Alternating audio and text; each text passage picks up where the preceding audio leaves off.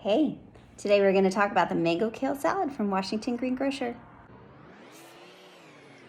Step one is just to chop up your kale, whether it's curly or Latino. So let me show you a trick. You want to just pull the main leaf off of the stem. That makes it a lot easier to chop.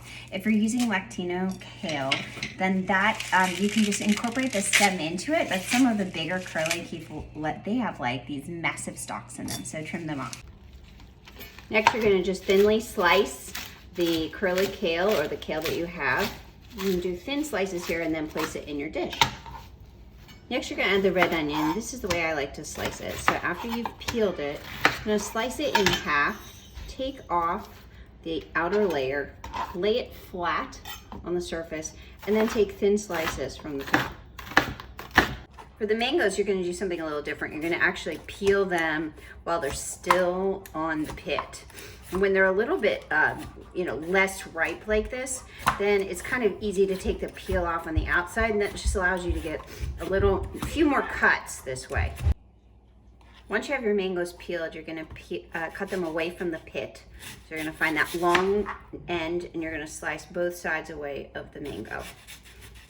And you're going to just take a thin cut, and you're going to line it up to make matchsticks and cut your mango into chunks by turning it sideways and cutting your matchstick into a large chop. Add them to your dish and continue with the rest of the mango.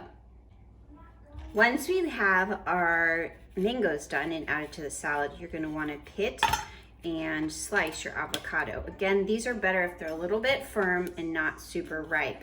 It'll give you a firmer cut. It'll also make just a different texture in the salad while still adding that really good healthy fat. Okay, so you're going to take your avocados, you're going to slice into the peel, being careful of course with your knife, making a large dice, and then you'll just scoop it out and add it to the salad. Next for the mango kale salad is we're going to sprinkle some of these toasted pumpkin seeds. Now these are a little bit spicy, which is kind of fun. And then when you add the spiced chicken on top, it just kind of brings all the flavors together. So just sprinkle those on top. If you're gonna save this and serve it later, then you might wanna put these on the side.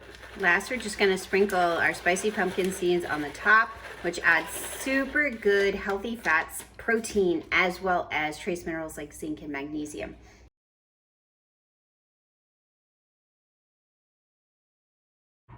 I'm going to show you a cool and creamy cilantro dressing that's really simple to put together for the mango kale salad. It just really nicely complements all of the sweet and tart flavors. So here I have just like a little bit of that red onion reserve from the kit. I'm going to add a little salt to it. The salt is going to help release some of the enzymes from the red onion and kind of sweeten and soften it. And then I'm going to add the juice of 1 lemon. Squeeze it, make sure you don't get any of the seeds in. That's always the challenge. You can just use your hand as the filter, the catcher. So you're gonna do the juice of 1 big lemon. That's gonna give you the nice vinegar or sour base that you need for any great dressing that goes with greens, right? Because then you've got the citrus and the sour, and that's about it for that. So you've added your salt, you've added your vinegar, you've added your seasoning, and now we're gonna add the creaminess. So here's some whole milk Greek yogurt. So a big dollop of that. And then we're gonna add a little bit of olive oil or avocado oil, whatever you have on hand. And then we're just gonna simply put about 2 tablespoons of oil in there. And then we're gonna add some fresh cilantro to add that flavor in. You can see I've mixed the lemon juice and the Greek yogurt together with a little bit of the avocado oil. And then I'm gonna just chop up this cilantro and include the stems because they have a lot of flavor as well, but you're gonna really need to chop this very finely so that it doesn't become too much of a chunky dressing. So pass over it a couple of times with your knife.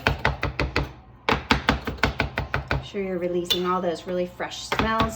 If you don't like cilantro, you can also add like mint here would be really good, or basil, because you're just trying to capture some herbal flavors into this dressing. Give it a whisk. And then let it sit.